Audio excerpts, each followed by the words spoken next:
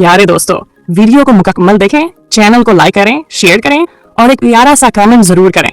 एक बार की बात है, एक महफिल में मौला अली शरीफ फरमाते थे।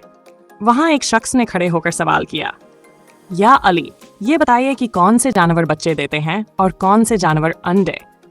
हजरत अली ने जवाब दिया, जिन जानवरों के कान अंदर होते हैं वो अंडे देते हैं और जिनके कान बाहर होते हैं वो बच्चे जनते हैं।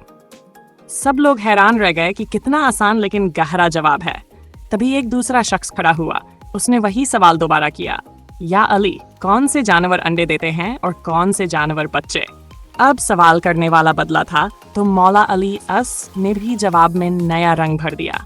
फरमाया, जो जानवर अपने बच्चों को दूध पिलाते हैं वो बच्चे जनते हैं और जो अपने बच्चों को दाना चुकाते हैं वो अंडे देते हैं।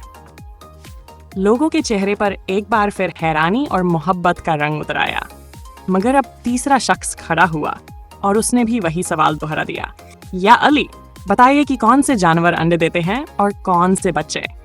इस बार मौला अली मुस्कुराए और बड़ी हिकमत से फरमाया, तेरे लिए भी जवाब नया है।